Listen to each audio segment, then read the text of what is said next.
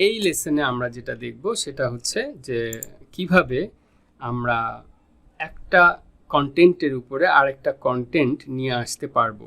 কখনই এটা হয় না, আমরা এর আগে দেখেছি পাশাপাশি নিয়ে আসা যায় এবং বাই ডিফল্ট ব্রাউজার যখন রেন্ডার করে, রিড করে, ট্যাগগুলোকে রিড করে প্রেজেন্ট করে আমাদের লেআউটকে, তখন একটার পরে একটা অথবা পাশাপাশি বসিয়ে আমাদেরকে কন্টেন্টগুলো দেখায়। কিন্তু যদি এমন কোনো সিচুয়েশন আসে যে আপনাকে একটি কন্টেন্টের উপরে আরেকটি কন্টেন্ট নিয়ে আসতে হচ্ছে, এর অনেক এক্সাম্পল আছে, অনেক এক্সাম্পল আছে। যেমন মেনু তৈরি করার সময়, অ্যাডভান্সড মেনু তৈরি করার সময় এটা প্রয়োজন হবে। এরপরে আমরা যখন স্লাইড শো করব, স্লাইড শো এর সময় প্রয়োজন হবে, কারণ ইমেজ থাকবে, ইমেজের উপরে আবার টেক্সট থাকবে। তাহলে আমরা ইমেজ এবং ইমেজের উপরে একটি টেক্সটের এক্সাম্পল দিয়ে এই পজিশনিংটি দেখব। তো এই এক্সাম্পলটি দেখার জন্য আমি আগে থেকেই একটি ইমেজ ডাউনলোড করে রেখেছি এবং এখানে বরাবরের মতোই আমরা একটি ফাইল তৈরি করতে যাচ্ছি, যেটাকে আমরা বলতে চাচ্ছি লেটস সে positioning.html। আগের ফাইলটি ক্লোজ করে দিলাম। ডিফল্ট কোড জেনারেট করে নিয়ে এখানে আমরা চাচ্ছি একটা ডিভিশনের ভেতরে একটা ইমেজ থাকবে, যে ইমেজের সোর্সটি হবে, আমরা অলরেডি যেই ইমেজটি ডাউনলোড করা আছে সেই ইমেজটির লিঙ্ক এখানে দিয়ে দিব।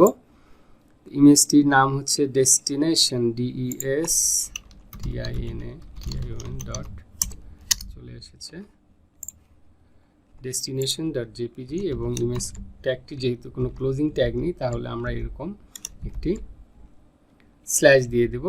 এরপরে একটি লেখা পি ট্যাগে আছে, ধরুন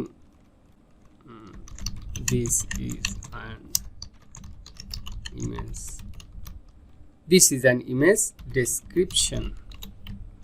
আমরা যদি ফাইলটিকে সেভ করে আউটপুটটি দেখি,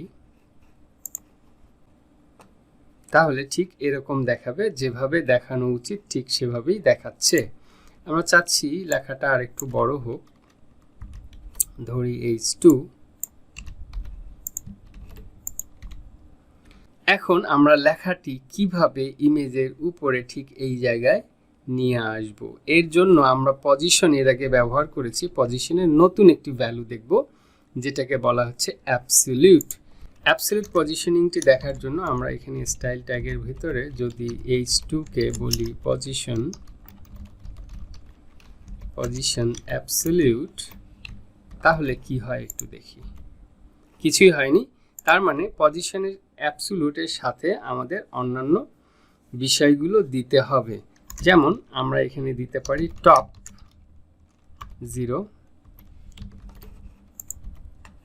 তাহলে দেখা যাচ্ছে লেখাটি একদম উপরের দিকে চলে গেছে এবং উপরে কিছু অংশ জায়গা ফ্রি রেখেছে। এর কারণ আমরা এর আগে দেখেছি মার্জিন আছে H2 এর, ব্রাউজার ডিফল্ট মার্জিন, এবং প্যাডিংও আমরা 0 করে দিলাম, তাহলে একদম টপে চলে গিয়েছে। পজিশন করতে পারি টপ, লেফট, রাইট, বটম। তো এই ক্ষেত্রে আমি যেটা করতে যাচ্ছি, আমরা চাচ্ছি বটমে আসুক, বটম 0, তাহলে লেখাটি পেজের একদম বটমে চলে এসেছে। কিন্তু আমরা চাচ্ছি ইমেজের বটমে চলে আসবে।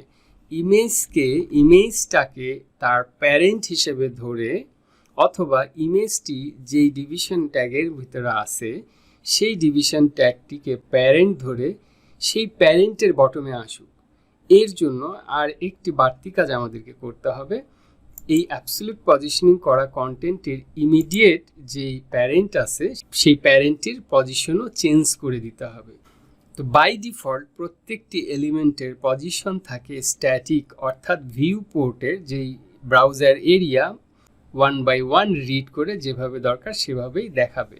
তো স্ট্যাটিক থেকে আমাদেরকে যেটা বলে দিতে হবে যে এই প্যারেন্টটি not an static element but it is a relative element. এই ডিভিশনটাকে আমরা বলতে পারি এখন পজিশন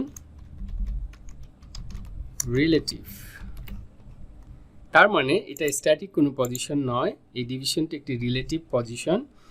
ওকে, এখন যদি আমরা পেজটিকে রিফ্রেশ দিই, তাহলে দেখব চমৎকারভাবে আমরা ঠিক যেভাবে দেখাতে চেয়েছিলাম বটমে সেই জায়গায় চলে এসেছে। কিন্তু একদম বটমে লেগে না রেখে আমরা যদি 20 পিক্সেল বলি তাহলে বটম থেকে 20 পিক্সেল উপরে উঠে গিয়েছে এবং লেফট আমরা বলতে পারি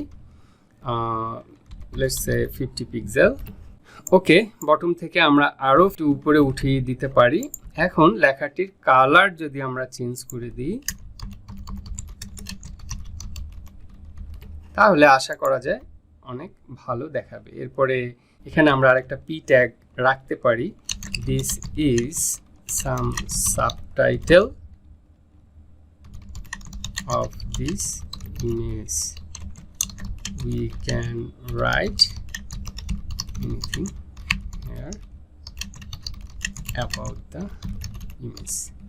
এখন আমরা সাবটাইটেলটিকেও যদি এখানে দেখাতে চাই তাহলে কিন্তু হচ্ছে না এবং আরেকটা বিষয় লক্ষণীয় যে এখানে লেখাটিও কিন্তু নিচে নেমে গেছে। একটু লক্ষ্য করলেই দেখা যাবে আমরা ইমেজকে কিন্তু বলিনি যে পজিশন রিলেটিভ, আমরা বলেছি ডিভিশনের পজিটিভ রিলেটিভ, ডিভিশনের পজিশন রিলেটিভ। তার মানে ডিভিশনে পি ট্যাগটি আসার কারণে আরও বাড়তি কিছু জায়গা যোগ হয়ে গিয়েছে এবং সেই বাড়তি জায়গা থেকে ঠিকই কিন্তু 50 পিক্সেল উপরেই রয়েছে H2 ট্যাগটি।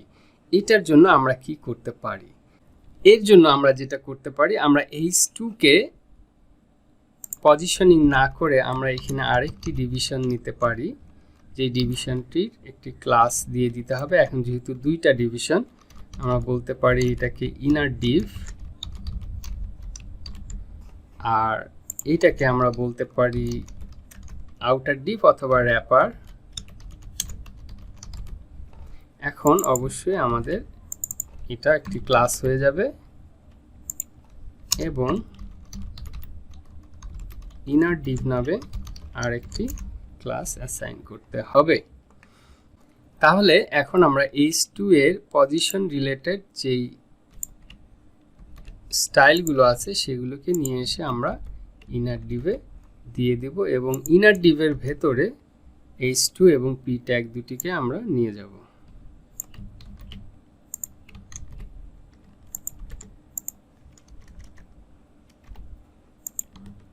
ওকে, তাহলে সেভ করে একটু আউটপুটটি দেখে আসি। Wow, nice. এখন লেখাগুলো ঠিক জায়গা মতোই চলে এসেছে, কিন্তু দেখা যাচ্ছে যে পি ট্যাগের লেখাগুলো ইমেজের বাহিরে চলে গেছে। এর জন্য আমাদেরকে যেটা করতে হবে, ইমেজের উইথ হাইটটা এর প্যারেন্ট ডিভের সাথে ম্যাচ করে দিয়ে দিতে হবে, অথবা বলতে হবে যে ডিভিশনটি যেইটুকু জায়গা নিয়ে আছে ইমেজটাও ঠিক যেন সেইটুকু জায়গা নিয়ে থাকে। তো এটা খুবই ডিফিকাল্ট হবে এখন আমাদের জন্য বোঝা যে ইমেজের সাথে আমরা ডিভিশনের যে উইথটা সেটা কিভাবে ম্যাচ করব। তো বেটার হচ্ছে আমরা আদার ওয়েতে যাই, আমরা আগে দেখি ইমেজটার উইথ কত, সেই উইথটাই আমরা আমাদের যে র্যাপার ডিভিশন আছে সেই ডিভিশনে অ্যাড করে দেব।